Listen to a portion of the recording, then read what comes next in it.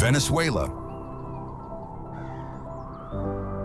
land of ancient tepuis, land of endless plains, land of islands and coral reefs.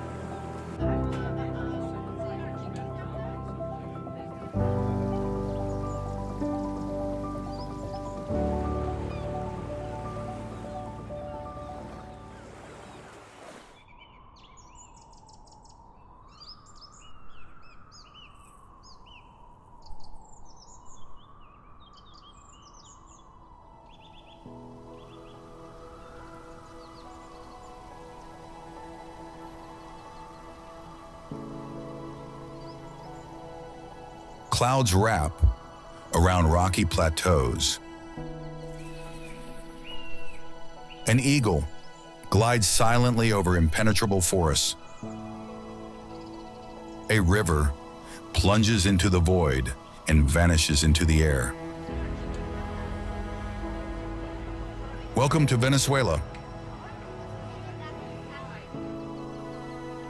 Welcome to the country with the tallest waterfall on Earth. Known as the land of Bolivar, this is a place where tepui rise from the jungle like islands, where cacao has grown wild for centuries, and where a village built on water inspired the name of an entire nation.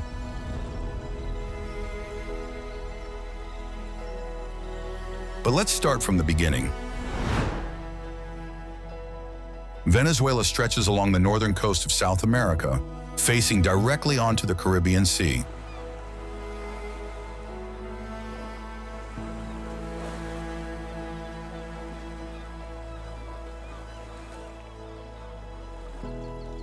Its name was born from the astonishment of the first European explorers who, upon seeing the stilt houses built by indigenous peoples on Lake Maracaibo and in the Orinoco Delta, named that land Little Venice.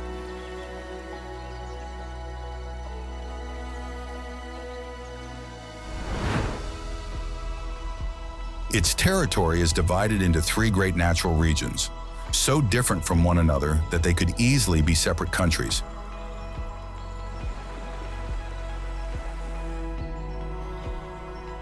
To the northwest, the Venezuelan Andes rise sharply, bringing with them thin air, mountain villages, and peaks that exceed 4,000 meters, or 13,100 feet, still capped with snow and remnant glaciers.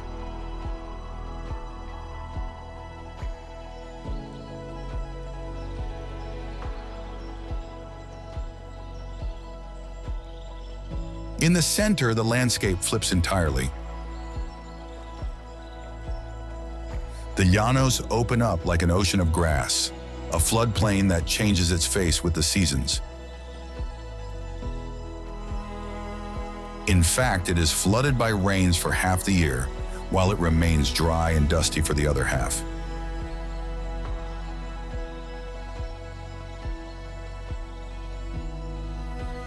To the south, everything changes again. The Guiana highlands guard a world that seems to belong to another geological era. It is here that the tepuis stand, flat-topped mountains among the oldest on Earth, isolated for millions of years from the surrounding terrain.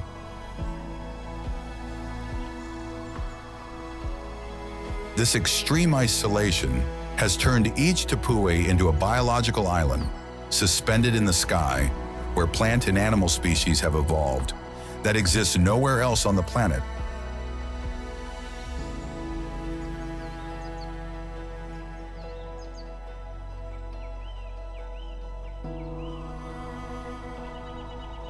But that's not all, because just a few hours apart from one another, we also find sand deserts, Caribbean coral reefs, Amazon rainforest, and vast savannas.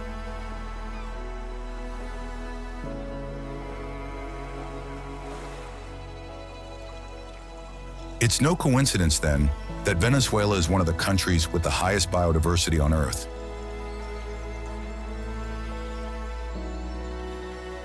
Just consider that it hosts around 1,400 bird species, more than the United States and the United Kingdom have combined.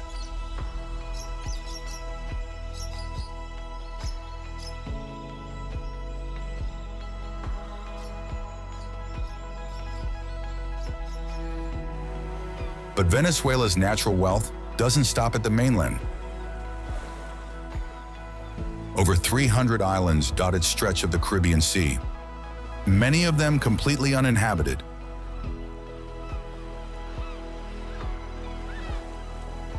Among these, we find the Los Roques archipelago and Margarita Island, also known as the Pearl of the Caribbean.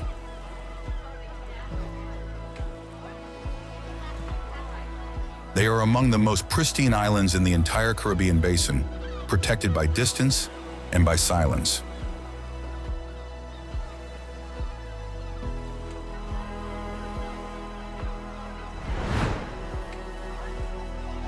In this natural theater so vast and varied, a culture has formed over time that reflects the same complexity as the landscape.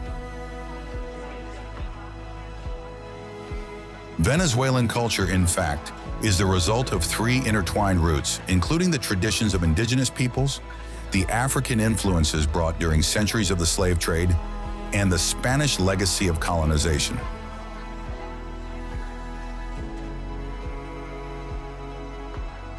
This fusion manifests itself in the music, in the festivals, in daily rituals, and above all, in the cuisine.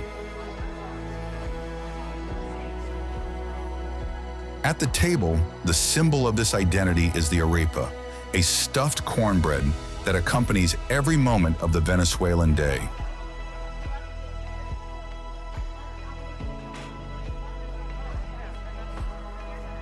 From breakfast to dinner, the arepa is everywhere, and every region of the country has developed its own version, with fillings and preparations that change completely.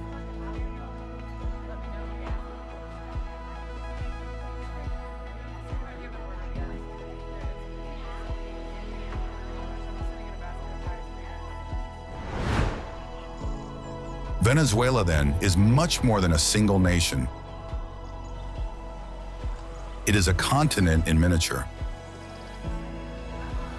A place where geology, nature, and cultures overlap in deep layers, telling a story that began millions of years ago and continues to this day.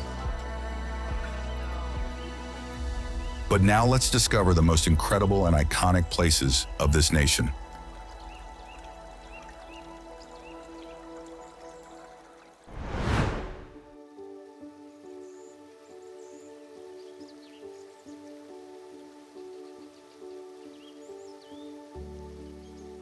Angel Falls.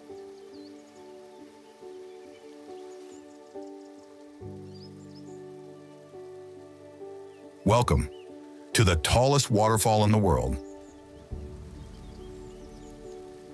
The water falls for 979 meters, nearly half a mile of empty air.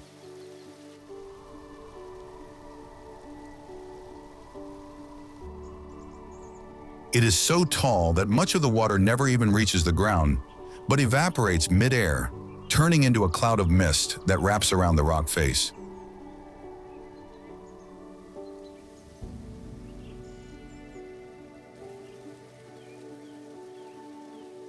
Angel Falls is born from the summit of Ollantaytambo, one of those flat-topped mountains typical of Venezuela, and in the indigenous language, it means House of the Gods.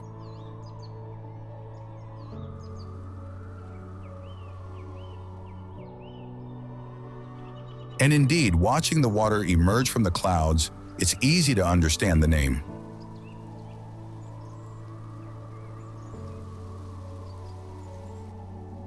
Reaching it, however, is not simple. There are no roads. You can only get there by canoe, paddling up the Churún River through the Canaima jungle.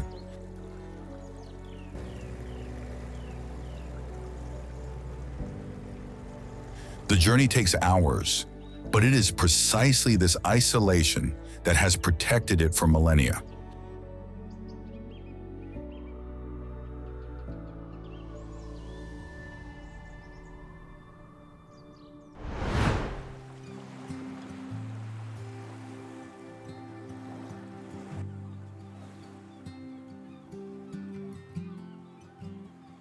Los Roques.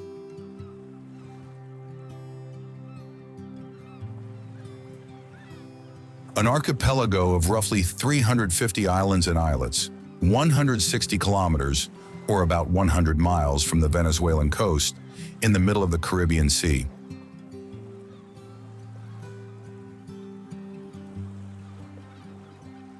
Most of them are uninhabited.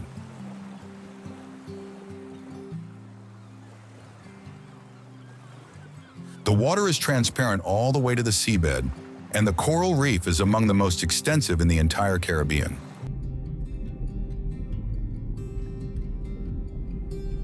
Los Roques has been a national park since 1972, and that has kept the concrete away.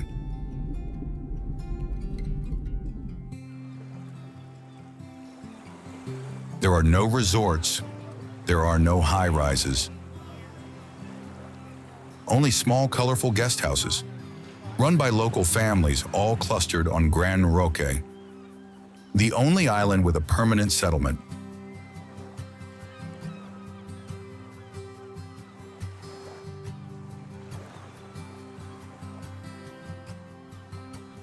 The rest is white sand, mangroves, and silence.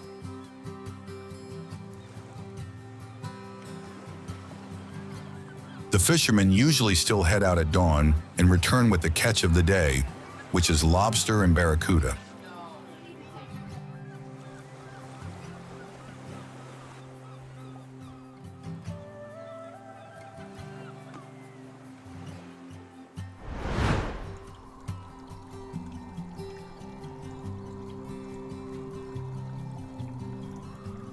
Los Llanos.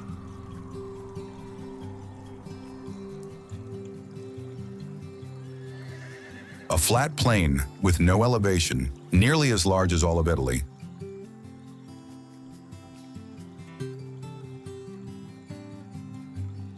Los Llanos covers a third of Venezuela and changes its face twice a year. In the rainy season, water submerges everything. The rivers overflow, the savanna becomes a lake, and the animals concentrate on the few strips of dry land that remain.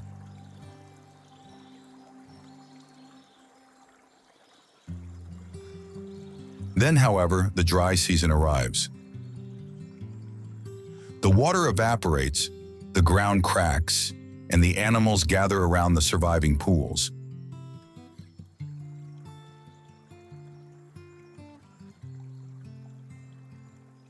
It is at that moment that Los Llanos becomes one of the places with the highest wildlife density in South America.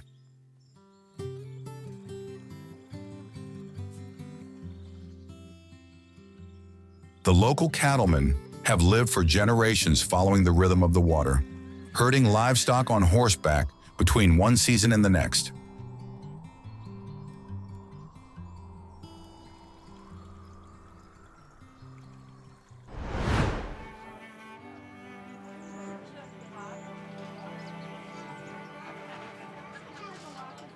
Caracas.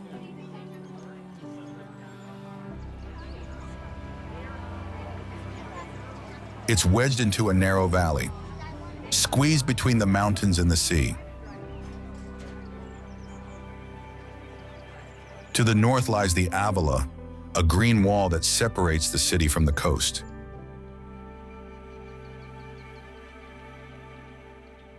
To the south, instead, the urban chaos sprawls outward.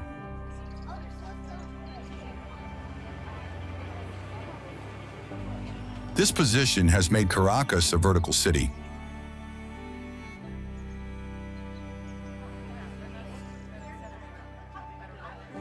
The barrios, which are the working-class neighborhoods, climb up the hillsides, one on top of the other, in a tangle of exposed brick houses built without any formal plan.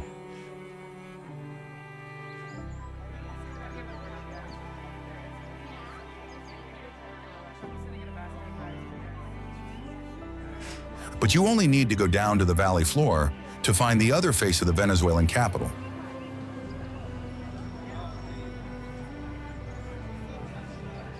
Neighborhoods like Las Mercedes and Los Chaguaramos show a completely different side, made of tree-lined avenues, restaurants, cafes, and an urban life that recalls the great Latin American capitals.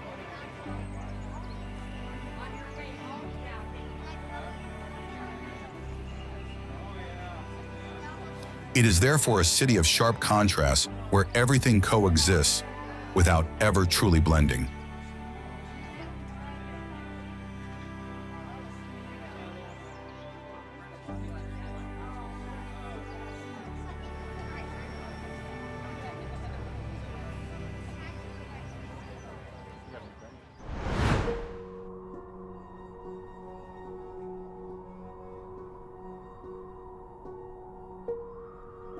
Mount Roraima.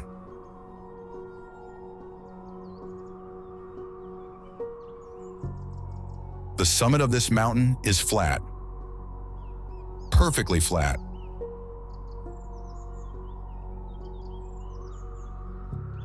A plateau of roughly 30 square kilometers, or about 12 square miles, suspended at 2,810 meters, or 9,220 feet of elevation, surrounded by vertical walls on every side.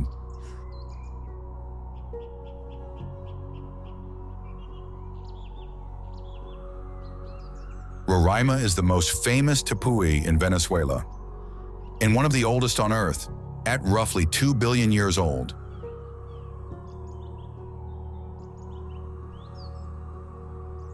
Up there, the landscape looks like nothing else.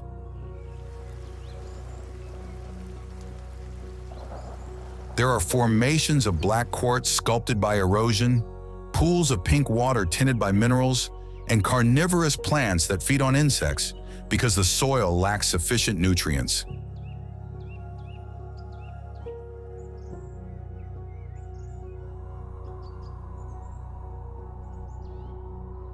The ascent is done on foot over 2 days from the Venezuelan side, which is the only one that is accessible.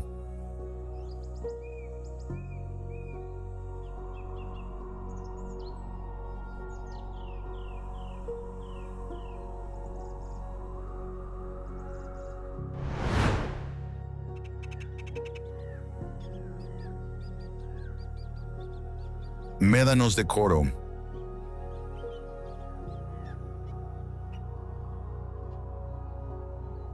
Sand dunes in Venezuela. It sounds like a mistake, but it isn't. Just a few kilometers from the city of Coro, a UNESCO World Heritage Site, a desert of roughly 90 square kilometers, or about 35 square miles, opens up.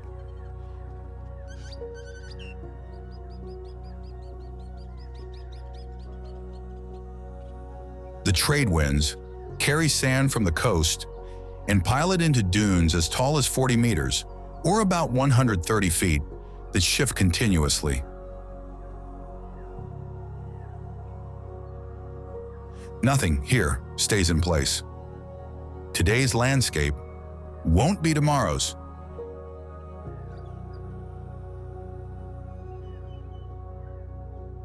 Vegetation survives only at the edges, clinging where groundwater manages to reach.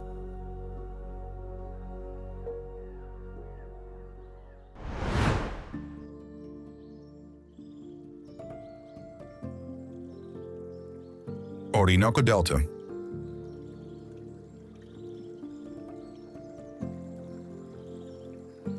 Here, the Orinoco River doesn't end, it divides.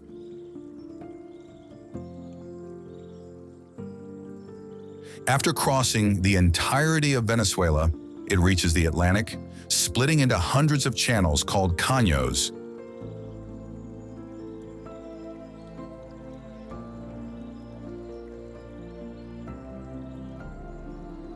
The result is a water labyrinth as large as Switzerland, where solid ground practically doesn't exist.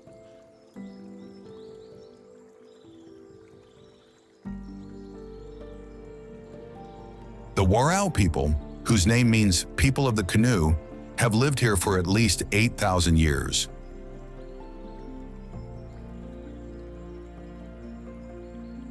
Their homes are stilt houses. Their means of transport are dugout canoes carved from tree trunks, while the Mauritia palm serves as food, fiber for hammocks, and building material.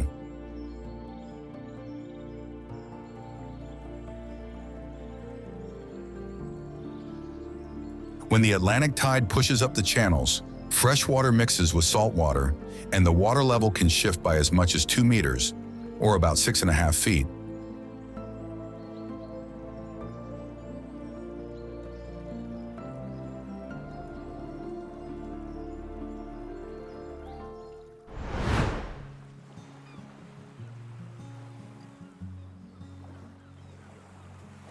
Margarita Island.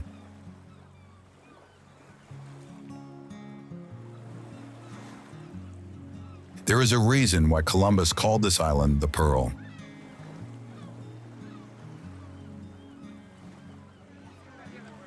In 1498, when he reached it, the seabed was full of pearl oysters, which for centuries attracted colonizers and defined the island's economy.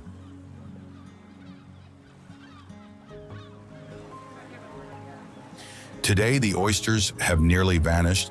The economy relies on fishing and tourism, but the name has endured.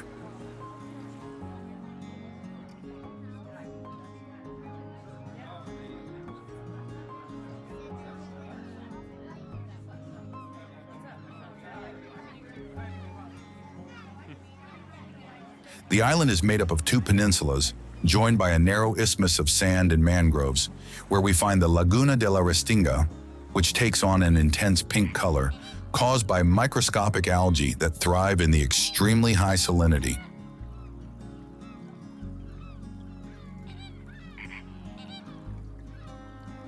To the east of the island, life concentrates, with the cities, the tourist beaches, and the commerce.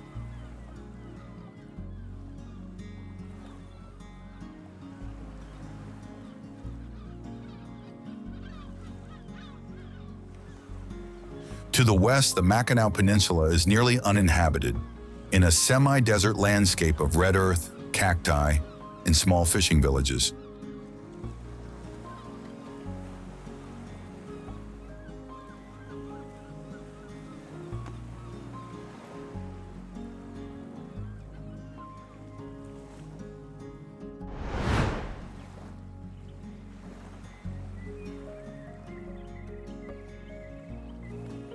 Chuao.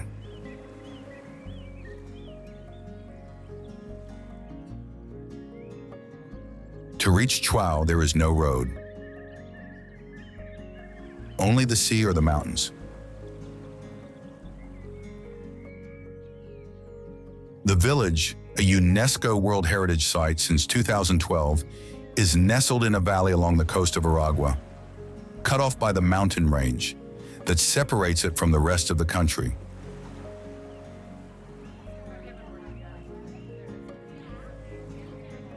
And it is precisely this isolation that has created something unique.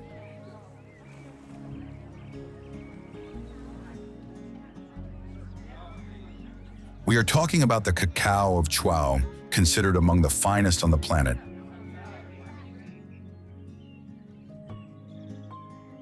The trees grow sheltered by taller trees, which filter the light and keep humidity constant.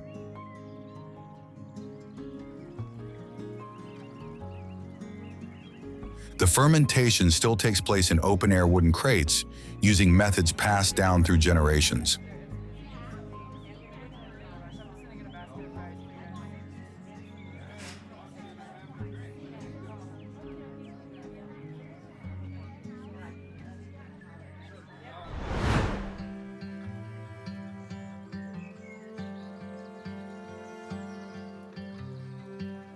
Canaima National Park.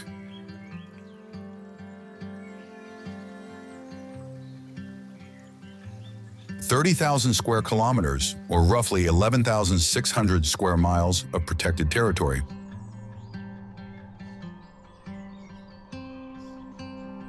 Canaima is nearly as large as Belgium and contains the highest concentration of tepuis in Venezuela.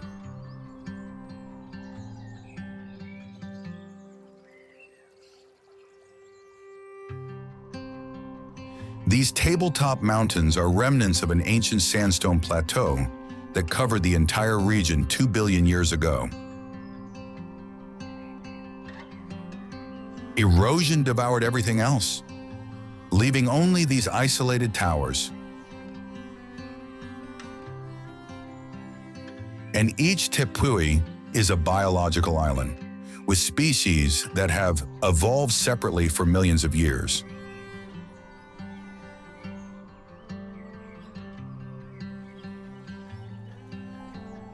Below, the grand savanna stretches between rivers darkened by tannins released from the vegetation, and waterfalls that plunge from every cliff face.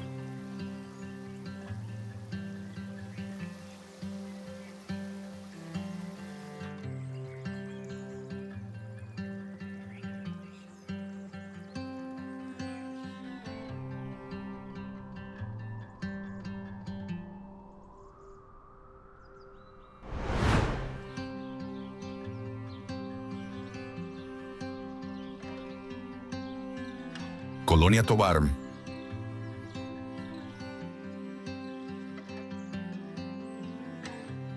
In 1843, a group of German families from the Black Forest climbed in the Venezuelan coastal mountains and founded a village.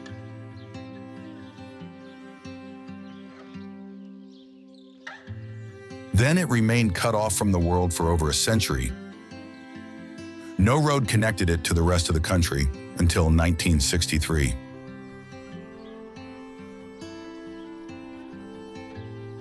The result?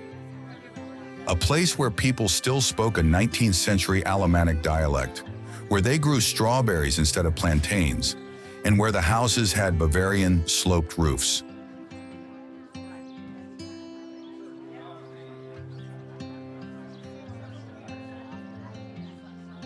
Today the road exists, tourists arrive from Caracas, and the German language has nearly disappeared. But the architecture has remained, and so have the strawberry fields.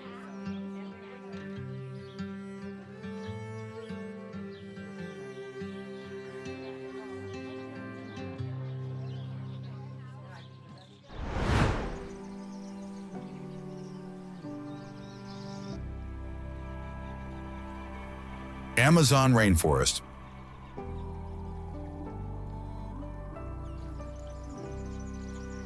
Venezuela holds roughly 5% of the Amazon.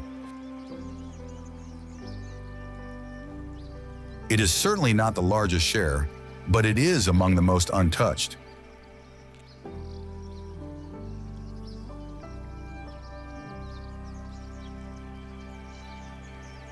The state of Amazonas, in fact, has fewer than 1 person per square kilometer, or fewer than 3 people per square mile.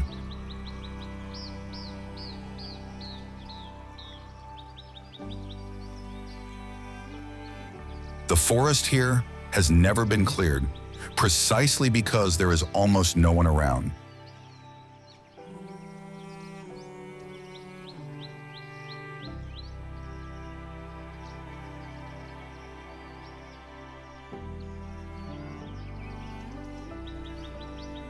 In fact, human activity is so minimal that entire areas have never been mapped in detail.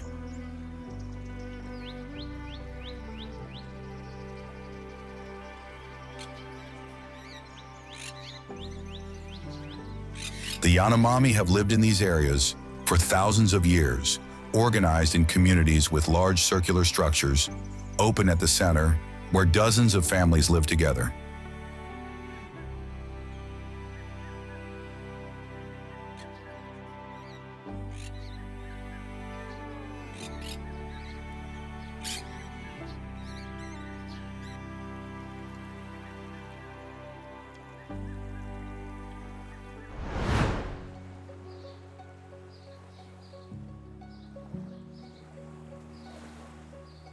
Cayo de Agua.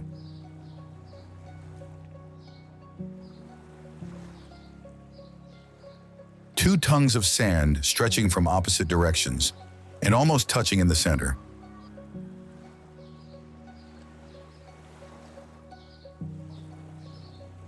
In between, a natural lagoon. Cayo de Agua is the most photographed image of Los Roques, and the reason is its shape, which looks artificial.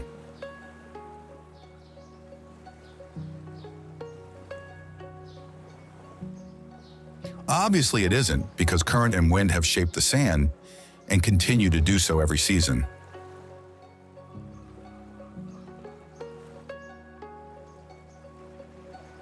There are no structures here and no services. You arrive by boat and bring everything with you.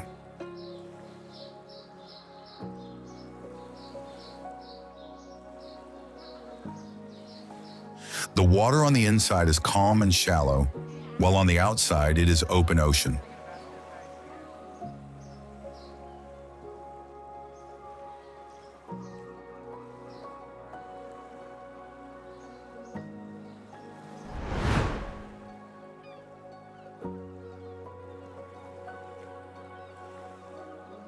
Morrocoy National Park.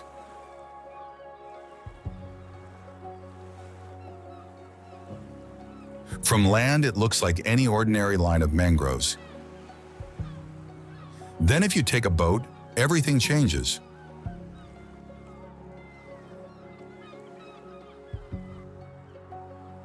Morrocoy is a park made of cayos, small sandy islands scattered along the coast. Every cayo has its own personality.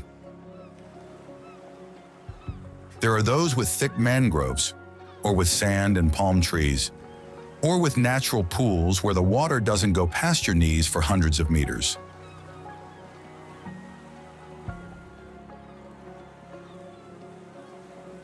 The coral reefs protect everything from the open ocean and create a system of calm waters.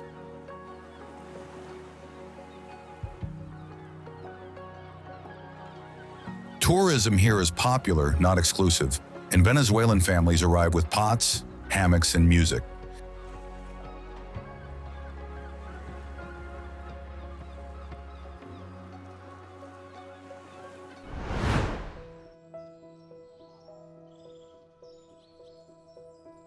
Feast of the Virgen del Valle. In 1542, a hurricane destroys the island of Cubagua. Everything leveled to the ground, except for a statue of the Virgin.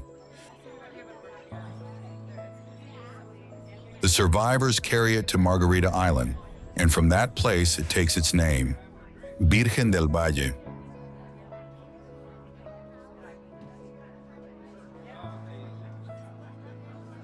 Since then, every September 8th, thousands of devotees fill the basilica before dawn for Mass.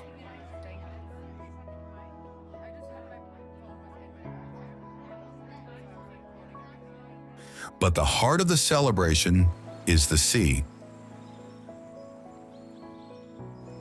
The statue, in fact, is carried to the port and loaded onto a traditional local fishing boat. From there, a procession begins on the water, with dozens of boats decorated for the occasion escorting the Virgin along the coast, amid prayers, songs, and fireworks.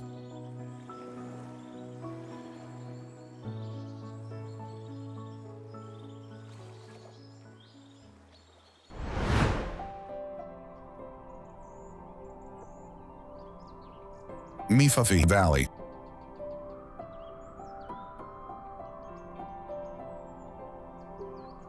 Above 3,000 meters, or roughly 9,800 feet in the Venezuelan Andes, the landscape changes dramatically.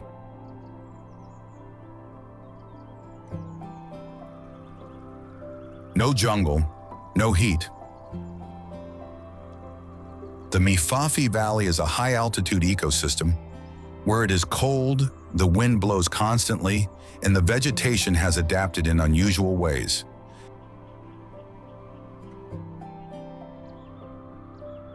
The signature plant is called frailejón. It grows extremely slowly, about 1 centimeter, or less than half an inch per year, and has thick, fuzzy leaves that trap moisture from the fog.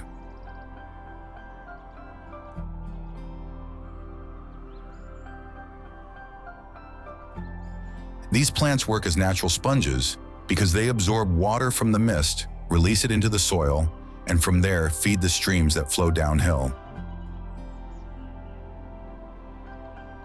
Without frailejones, the rivers below would dry up.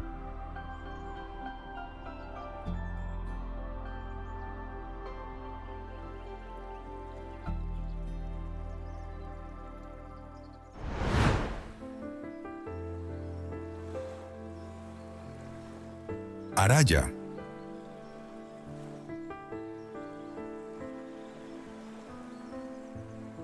Salt, wind, and nothing else. The Araya Peninsula stretches out into the Caribbean Sea like a strip of arid land where rain is a rare event.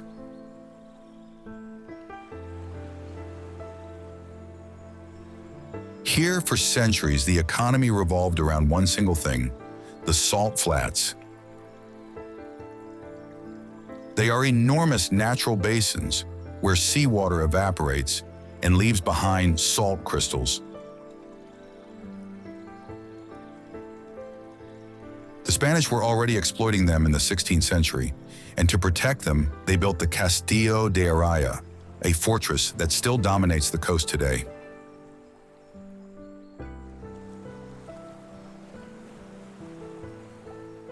The landscape is stark, almost lunar, with cacti and low shrubs that resist the constant drought.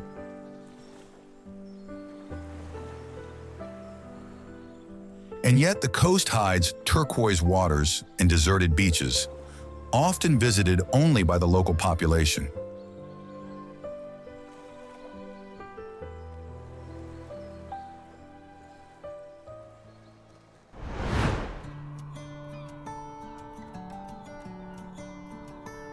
Gran Roque.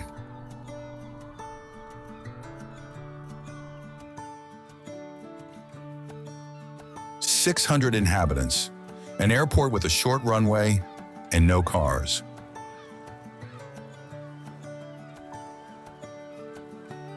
Gran Roque is the only permanently inhabited island of the Los Roques archipelago, and it functions as the operational base for everything else.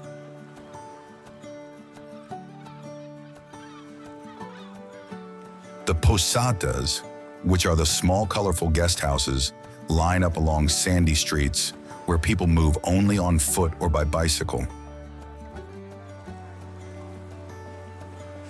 The village was born as a fishing community, and in many ways it still is.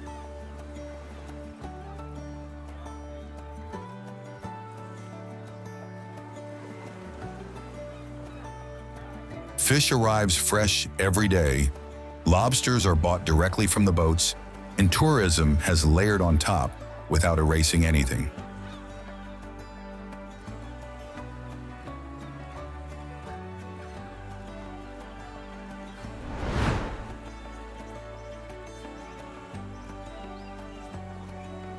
Coche Island.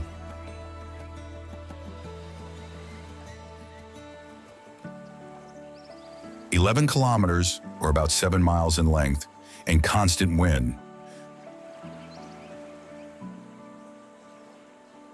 Coche is a flat island, arid, with no mountains and no rivers, just a few kilometers or a few miles from Margarita.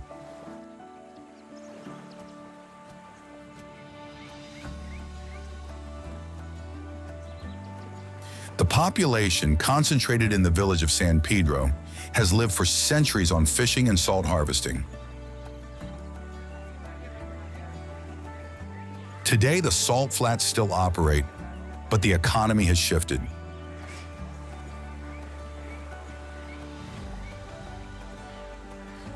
The wind that always made life difficult for the fishermen has become a resource, thanks to kite surfing and windsurfing.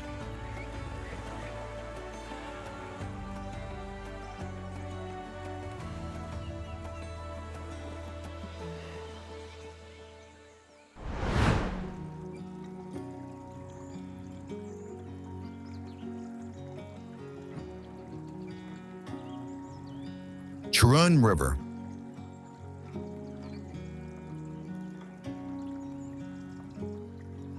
This is the river that feeds Angel Falls, It is born at the summit of Ollantaytambo, flows across the plateau, and then plunges into the void.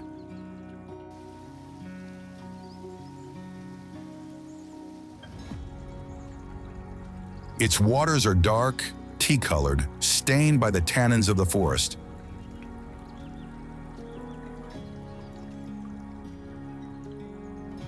Going up it by canoe is the only way to reach the base of the waterfall. The route is long, and the water level changes with the rains.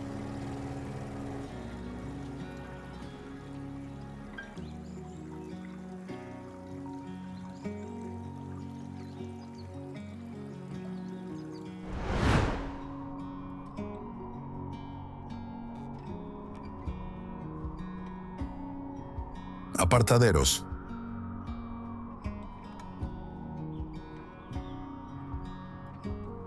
This is the highest village in Venezuela. At over 3,500 meters, or about 11,500 feet, three large river valleys meet and split off in opposite directions. From here, the name Apartaderos, which in Spanish refers to the point where roads divide.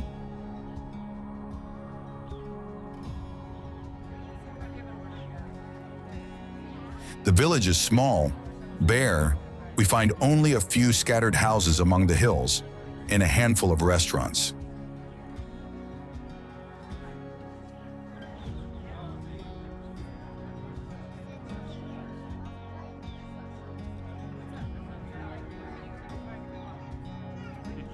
At this altitude, even trees become rare, and the landscape transforms into an Andean tundra.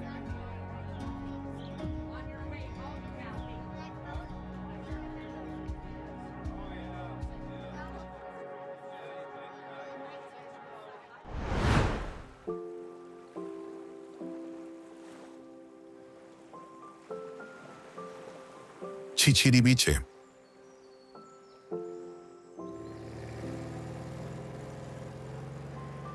A fishing town overlooking shallow and transparent waters.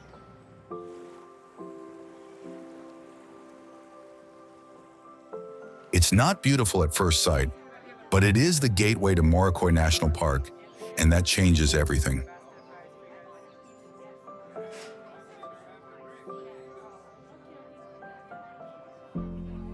The streets are narrow, the houses low and colorful, with paint peeled away by salt and sun.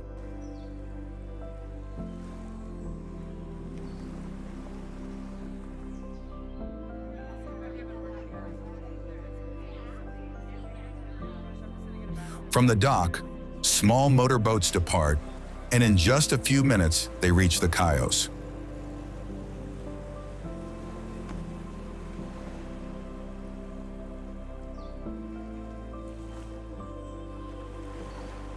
On weekends, the dock itself becomes an improvised market of food, drinks, and beach gear.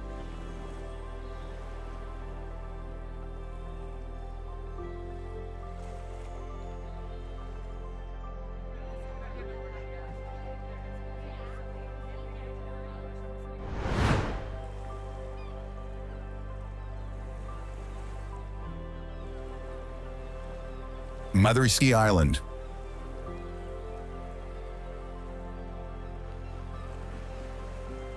It is exactly 5 minutes by boat from Gran Roque. There is only a strip of sand with a few bushes and nothing else.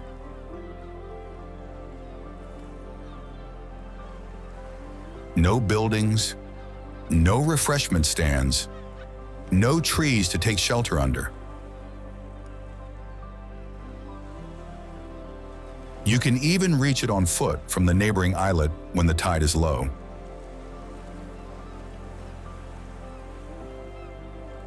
Sea turtles lay their eggs here, and pelicans fish just a few meters from the shore.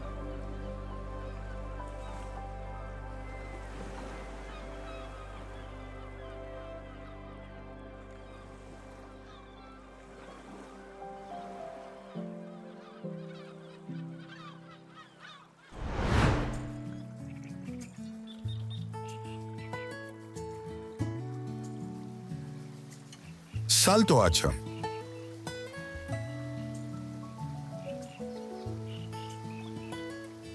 Inside Canaima National Park, a short distance from the lagoon of the same name, the water splits into multiple streams before it falls.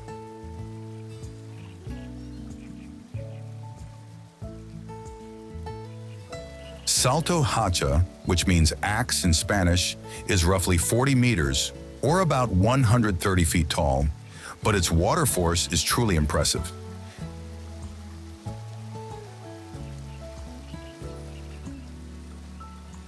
Especially during the rainy season, when the volume doubles.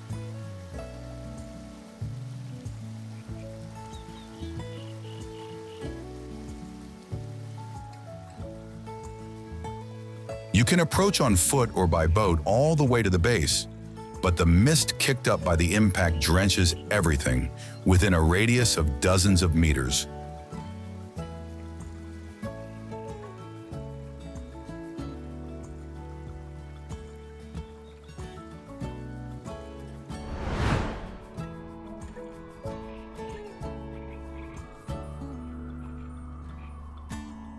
State of Aragua.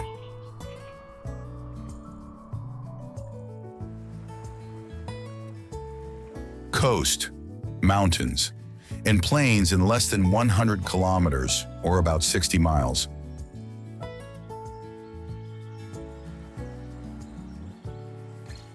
The state of Aragua packs 3 different versions of Venezuela into a tight space.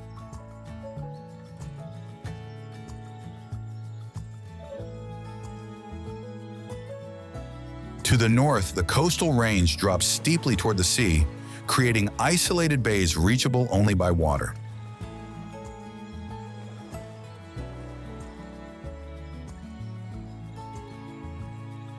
In the center lies the fertile valley of Lake Valencia, where agriculture and industry are concentrated.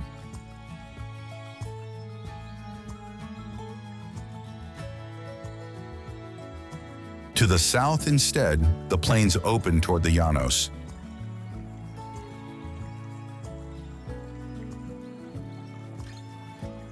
This geographic concentration has also produced a cultural and natural richness, with cacao, Afro-Venezuelan drums along the coast, and factories in the valley.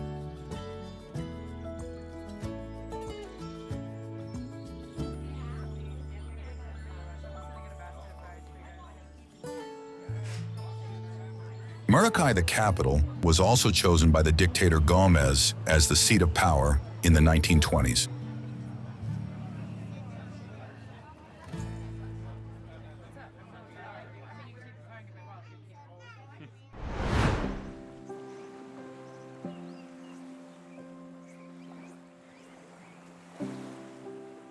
Cayo Sombrero Island.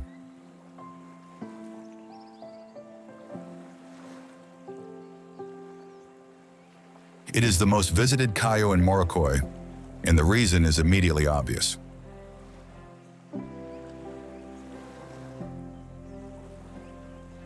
White sand, coconut palms leaning toward the water, and a shallow seabed that stretches for dozens of meters, or well over 100 feet.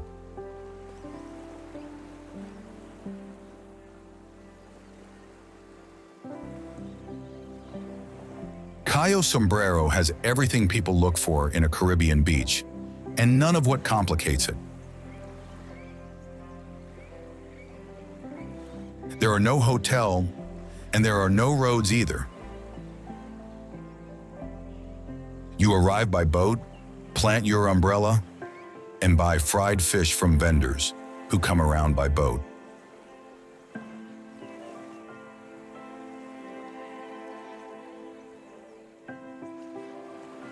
On weekends, it fills up with music, families, and street vendors.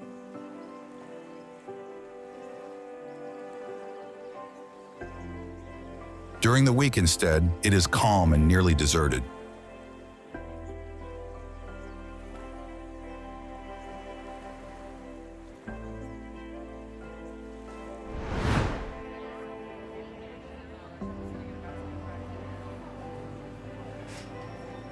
Battered.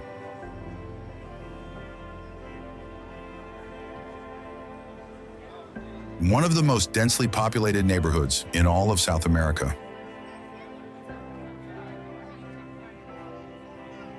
It is a barrio, or a working-class settlement, that occupies the eastern hills of Caracas.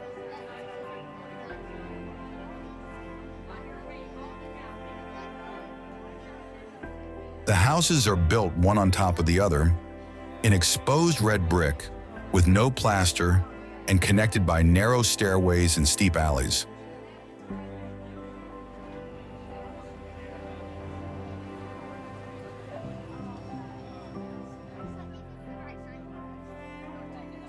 The growth was spontaneous, with people arriving from the countryside, finding an empty spot on the hillside, and building.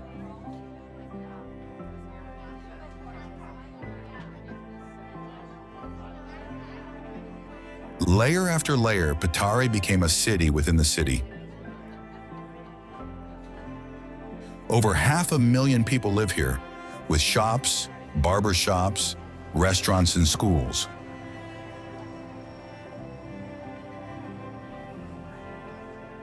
All compressed into a space that from the outside looks impenetrable.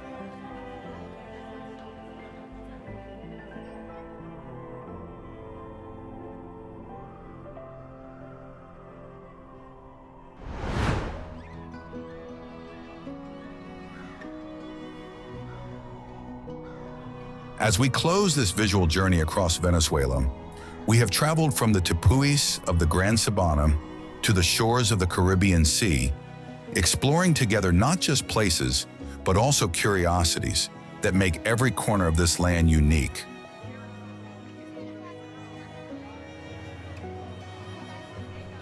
We hope that the images and the stories told have enriched your knowledge and sparked the desire to personally explore the extraordinary variety of this country.